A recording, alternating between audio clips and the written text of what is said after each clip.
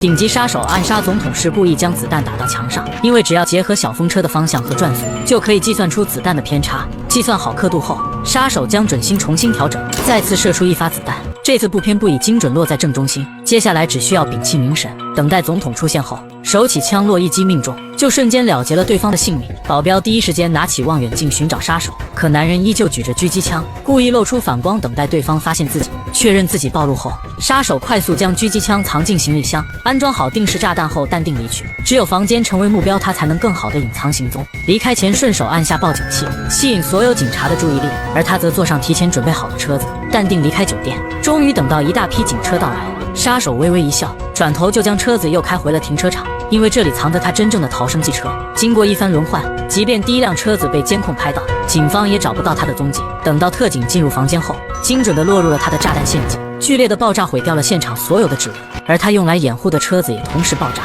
抹除了他留下的所有痕迹。杀手就像一个幽灵一样，仿佛从未来过这里。但令他没想到的是，出城检查站的警力比平时增加了3倍，每一辆车子都需要仔细检查，即便伪装成律师也被警察喊住，要求他下车打开后备箱。果然，警察发现了那个装有狙击枪的箱子。可奇怪的是，警察检查了半天，竟然说了句没问题，就直接将杀手放走了。原来狙击枪并没有直接放进箱子，而是被杀手拆开后爆改成了箱子的零件与其完美融合。拉杆箱的拉杆拿出后，可以组合成瞄准镜，再拆掉箱子内部的支撑架，就组成了狙击枪的枪身。拿下拉链头，就拥有了扳机。4个轮子内部更是放着4枚子弹。这套装备恐怕神仙来了也找不出狙击枪到底藏在哪。消息传到警局，更是炸开了锅。因为酒店房间到现场距离足足有3815米，要知道世界纪录也才3540米。杀手绝对是个顶尖高手。好在警局也有着破案天才黑妹，在检查现场监控后，他发现了一些端倪。枪案发生后2分52秒，一个全副武装的男人拖着行李离开，很明显他就是那个杀手。黑妹将画面暂停，通过边上车子的长度对比出了杀手的身高，同时也得到了行李箱的尺寸。这明显不符合常理，因为箱子的高度只有60厘米，如果要完成如此远距离的狙杀，枪管的长度至少要达到1米。这说明杀手使用了改装枪，将其藏进了行李箱。这样一来，案子就好办了，既要满足超远的射程，又要满足能够组装的条件。这样的武器改装商只有几家，只要通过这条线索入手，一定可以找出杀手。此时的杀手虽然已经离开英国本土，乘坐公共交通回家隐藏了行踪，却丝毫不知道自己即将暴露。他如往常一样回到郊外的豪宅，将武器放入包中隐藏起来。终于见到妻子后，才收起冷酷，展露出了笑脸。妻子一直以为他只是出差归来，绝对想象不到自己的丈夫竟然是个顶级杀手。回到房间，杀手打开地下暗网，准备联系雇主领取375万尾款。结果等了半天，雇主却只冷冷地回复了2个字。杀手气得手抖，势必要找到这个不识好歹的家伙，加倍的折磨回来。杀手给银行发去消息，要求查看支付预付款人的信息，可银行的答复却是付款人在国外，他们也无法核实对方的具体身份。无奈杀手只能再次起身前往德国，去寻找雇主的身份。刚回来还没待上1天，就又要匆匆告别。妻子依依不舍地将他送往机场，可他刚下车第一件事就是打了一辆出租车，然后摘掉戒指，隐藏已有家室的身份，接着来到自己的私人仓库，翻开各国的假证件和钱币，选择了德国的那本后淡定离开。可令他没想到的是，正当他再次打车去机场的时候，恰好被准备回家的妻子撞见，一股不好的预感瞬间涌上心头。妻子连忙拨打老公的电话，却显示对方关机，这不由得让她以为自己的老公是不是出轨了。回到家和家人诉苦了一番，亲哥表示一定要为他讨回公道。而此时的马特已经抵达德国，正在开车前往银行，途中他的电话忽然响起，不安的接听后，发现竟然是一名新客户。对方还没开口就给马特打了100万现金，表示了自己的诚意。可当他说要暗杀的目标是科技公司巨头马斯克时，马特犹豫了，要暗杀如此牛叉的人物得加钱。两人约定好在一家餐厅见面，可等女人来到这里，却只收到了马特留下的纸条。这是为了防止有人跟踪的必要手段，马特将见面地点改为一座公园，而他也早已易容成一个光头大叔，慢慢接近女人。Keep looking straight ahead. 确认周围没有其他人后，两人开始谈起了价格。女人打算支付5000万美元作为报酬，可马特却一口回绝，他索要1亿的价钱，打算干完这一笔就彻底金盆洗手。虽然马特的要价有点夸张，但耐不住女人背后有着一个顶级财团。他表示28号马斯克将会发布一款新的软件，名叫河流，到时将会影响全球所有富豪的钱包，让他们的资产变得透明。所以在这之前，如果能将其杀掉，那么支付1亿美元也不是不可以。马特挠了挠头，他向来不习惯被人催促，但一咬牙还是答应了下来。女人支付了2000万的预付款，等待马特的后续行动。In future communications, we'll use the code name Rodan for the target, and we'll need a code name for you too. Why not the jackal? Why not? 虽然钱是有了，但是仇还是得报。马特按照原计划来到银行，索要总统案雇主的身份信息。经过一番查询，经理告知他375万是来自于一个公司账户，其他信息只能马特自己去查了。马特上网一搜，发现这家公司是图灵公司的子公司，注册地在荷兰。再查图灵公司，发现它是杜布瓦公司的子公司，注册地在法国，而杜布瓦又是另一家公司的子公司，注册地在英国。马特不停地往上查，就像在拆一个套娃。很显然，雇主很懂得隐藏自己的身份。好在马特有着世界各国的账户，最终还是挖到了注册的源头，是一家德国的本土公司。公司主页有着他们年会的照片。马特疯狂地不停翻找，经过不懈努力，终于见到了那个骂他滚蛋的人。没想到此人竟然是总统的儿子，这下好戏可要开场了。经过一番调查后，他知道明天总统儿子就要参加老爸的葬礼，于是提前踩点，直接用手枪胁迫总统儿子的司机，逼迫他进入后备箱内。结果刚躺下就毫不犹豫开枪，轻松省去了搬运尸体的时间。接着他将豪华汽车开走，伪装成司机的模样，进入了车流大部队前往总统的葬礼。葬礼结束后，总统儿子毫不知情地上了车，而他也就跟上车队，静静等待机会下手。一路上他不停找总统儿子搭话，叽叽喳喳搞得他很是不耐烦，直接问他是不是不想干了。杀手微微一笑，直接一枪解决了保镖，然后一个油门加速，漂移向右离开了车队。总统儿子差点吓坏了，赶紧拿起手机打电话求救。杀手为了阻止他，直接开始7歪8扭的打转，晃到对方头晕后，一个撞击成功让他丢失了手机。不过这一操作也让车辆失控，撞到路人差点翻车。杀手顺势开进小道，却不巧刚好一辆车子倒退，阻挡了他的去路。想要倒车离开已经为时已晚，后方追兵已经赶到，顶级保镖一枪就打爆杀手一个轮胎。情况紧急，他只能加速冲进人行道，看准时机故意撞倒支撑架，顺利阻挡对方的追赶。等到了教堂附近确认安全，杀手终于停下车子，总统儿子这才发现此人竟是当时自己雇佣而来的顶级杀手豺狼。豺狼按照要求杀死了他的总统老爸，可他却仗着自己安保严密，故意不支付尾款，甚至还发消息辱骂了豺狼一番。现在枪指在脑袋上，知道怕了要给钱，可这件事早就已经和钱无关，从来没人敢对着豺狼说法克有。他是第一个，也将是最后一个。说着，豺狼便将这句话还给了对方。干净利落的开枪，下车脱掉司机的伪装，然后去后备箱取出提前准备好的衣服，在故技重施放上定时炸弹，转头进入早就踩好点的教堂，用钥匙打开门，再反过来紧锁。等保镖摆脱障碍赶到现场，汽车直接当场爆炸，豺狼就这样成功逃之夭夭。大仇终于得报，他回酒店打开手机准备销毁资料，却不料妻子恰好打来了电话。豺狼无奈只能接了起来。妻子从来不会在他出差时间打电话，这次打出电话是因为他怀疑马特在外面有人了。原来那天在机场送完马特坐飞机，妻子就又在大街上看见他乘坐出租车出现。很显然马特一定背着自己在干什么坏事。马特一听慌了，他总不能摊牌说自己去刺杀了个总统，顺便又杀了他儿子吧。马特只好谎称说一定是妻子看错了，接着直接打开视频，让艾米看看酒店里有没有藏着其他女人。艾米360度无死角地检查了房间，果然并没有找到其他人的存在。可他还是不放心，提出要去阿姆斯特丹找马特。马特一听果断说自己很忙没时间陪他，满口都是拒绝。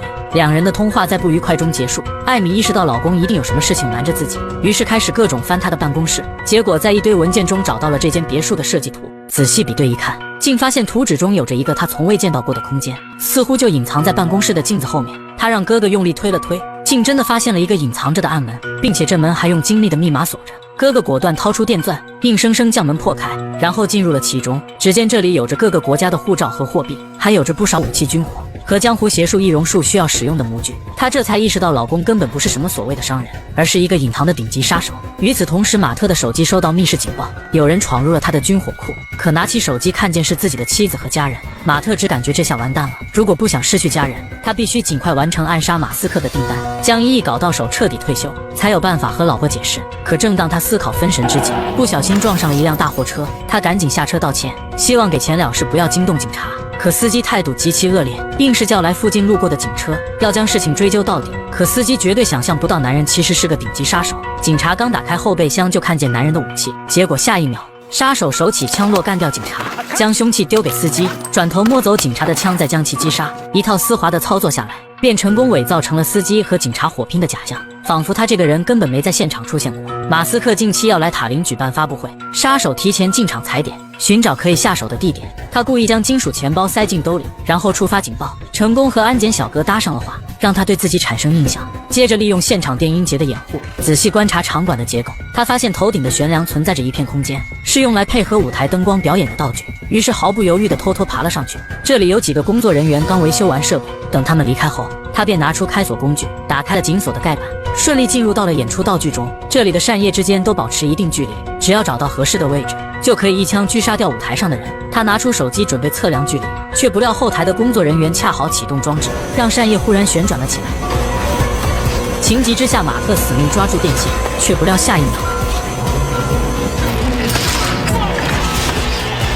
好在现场噪音极大，没人注意到他的存在。马特以迅雷不及掩耳之势，疯了一样的爬回扇叶，才终于捡回了一条命。事后他连忙寻找之前的工作人员，让他帮忙寻找遗失的手机。马特也算是因祸得福，一番交谈下来，他不仅和对方更加熟络，还拿到了他的私人号码。这可是将来最佳的易容目标。搞定了场地和身份，接下来只用搞定武器即可。金属武器不能通过安检，这也就意味着他所使用的狙击枪需要用塑料制作，并且还需要有足够小的体积，能让他带进场馆。边上脚部受伤的女人给他带来了灵感。武器制造师根据他的想法，用 3D 打印制造了一把塑料狙击枪，拆开之后的零件恰好可以拼装成一只鞋子，到时候将其缠上绷带，就可以伪装成脚部受伤的伤员，骗过安保，顺利进入场馆。为了验证其威力，马特到水果店买了个西瓜，给西瓜画上眼睛、鼻子、耳朵，然后将其挂在一棵树上。走到屋顶到舞台的距离那么远，马特拿出绳子，将狙击枪旋转固定在了另一棵树上，接着对准西瓜一发射去，成功命中目标，但距离一击致命差了一丢丢。马特轻微调整准心，再次发射后直接干爆西瓜天灵盖。最后马特换上实弹，有了这把大杀器，他接下来的暗杀任务就轻松很多。没成想太过兴奋，半路上却不小心追尾了一辆货车。由于自己是全责，杰瑞赶紧下车向对方道歉，并主动提出进行赔偿。可万万没想到，货车司机不仅丝毫不给面子，而且还骂骂咧咧出言挑衅。恰巧就在这时，一辆警车突然路过这里，为了不多生事端，杰瑞只能提高赔偿金额。可怕什么来什么，货车司机这时也看到了警车，并且还把对方叫了过来。殊不知就是他的这个举动，很快会害死自己的性命。事到如今，杰瑞只能强装镇定配合检查。作为一名职业杀手，各种身份证件完全可以蒙混过关。然而当警察发现他是外地人后，盘问语气明显更加严肃，甚至还提出检查汽车后备箱。原本一起普通的追尾事故，随便拿点钱就可以解决，现在却非要复杂化。对此杰瑞也是深表无奈。当背包手枪露出来的瞬间，同样就是两人的死期。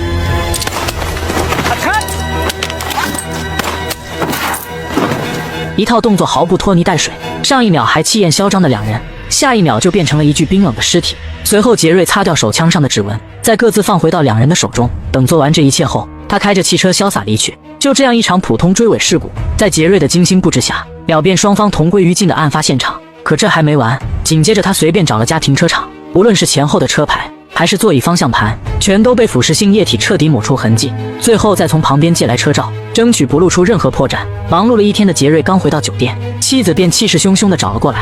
他还没来得及开口讲话，便迎面吃了一记重重的大逼兜。自知理亏的杰瑞并未生气，原来就在不久前，妻子在家里发现了他的秘密。出于多年的夫妻感情，这才过来让杰瑞当面解释。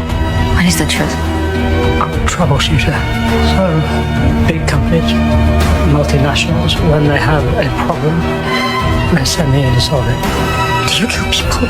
No, I don't kill people. 杰瑞谎称自己只是解决问题，尽管偶尔会有些违法，但是绝对不会涉及到人命。可即便如此，妻子依旧担心家人的安危，显然并不能接受现在的工作。好在这时杰瑞赶紧表示，自己已经接了1个亿的大活，只要顺利完成这单，以后就会金盆洗手回归家庭。在杰瑞的一再保证下，最终妻子还是选择原谅。经历了这次事件后，杰瑞知道必须尽快完成任务，于是第二天一大早，他就匆忙告别了妻子，随后来到目标经常出现的音乐会，准备在这里动手。可刚进来，杰瑞就遇到了难题。他万万没想到，一个音乐会竟然还有安检门。杰瑞打算先测试一下真伪，随后他偷偷把金属钱包塞进裤裆。当穿过安检通道后，警示音还是亮了起来，这也就意味着普通的金属武器肯定无法带进来，看来只能另想办法。好在音乐会现场非常嘈杂，甚至不用带消音器就能杀人于无形，而会场上方巨大的顶棚显然正是绝佳的埋伏地点。不料就在杰瑞掏出手机拍摄位置时，脚下的顶棚突然开始移动。千钧一发之际，他匆忙抓住头顶的电缆，可一个不小心手机却掉了下去。而更倒霉的是，电缆也没有固定结实，直接从另一端断裂开来。就这样，杰瑞被吊在了半空。好在现场气氛正嗨，根本没人注意到头顶的异常。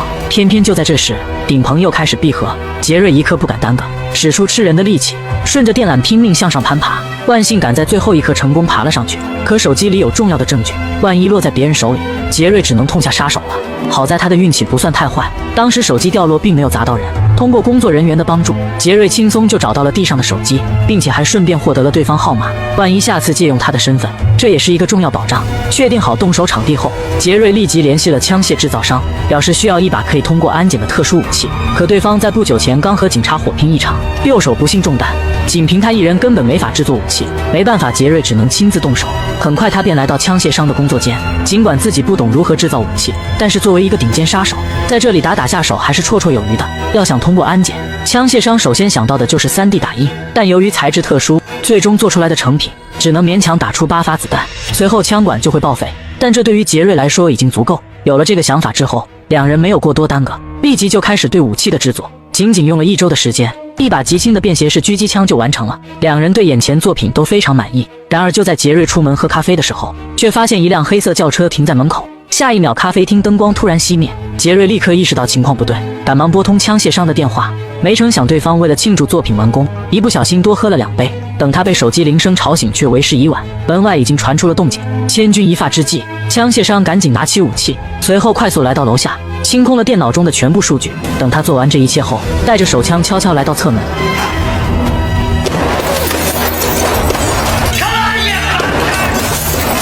由于惯用的右手受伤，他的准度也大大降低，整整1梭子弹下去，愣是没命中一枪。就在双方缠斗之际，正门的敌人也突破了进来，枪械商再也无力抵抗，被黑妹直接活捉。然而即便如此，枪械商也没有出卖杰瑞。Making a new one already, Norman. Foggiest idea what you're talking about. Must be impossible with just the one arm. 这时黑妹又发现了沙发上的背包，显然这正是豺狼的物品。这也就意味着豺狼可能只是暂时离开，只要他们在这里守株待兔，一定能够抓住对方。当听到黑妹阴险的计划后，枪械商本想起身反抗， Shooter, flanking left. 为了以防万一，杰瑞只能忍痛结束掉老伙计的生命。然而就在他装上第2发子弹后，黑妹早已不见了踪影。这时杰瑞也不恋战，趁机迅速转移狙击位置。不料刚一露头，侧面就有警察包围上来，杰瑞瞬间陷入了被动。眼看敌人正在逐渐逼近，危急时刻，他直接骑上白马准备跑路。这个位置显然不适合继续缠斗，可黑妹也反应迅速，立即坐上汽车在后方追赶。杰瑞清楚这样下去不是办法，千钧一发之际，他直接一头扎进小树林。不料刚走没多久，就被头顶的树枝拦住去路。没有了逮捕工具后，杰瑞只能上膛准备反抗。万幸有树木阻挡，他可以很好的隐藏身形。可让杰瑞抓狂的是，黑妹长得实在太黑了，在夜色的掩护下，他根本看不清对方具体位置，更何况黑妹手里还有冲锋枪。想到这里，杰瑞也不打算恋战，扭头就向着丛林深处逃去。但黑妹在后方紧追不舍，好在前方是一处水潭，杰瑞毫不犹豫跳了上去。等黑妹赶到，对着水面一阵扫射，但是在水流的阻力下，里面的杰瑞根本毫发无伤，眼睁睁看着豺狼再次从手中逃脱。黑妹被气得暴跳如雷。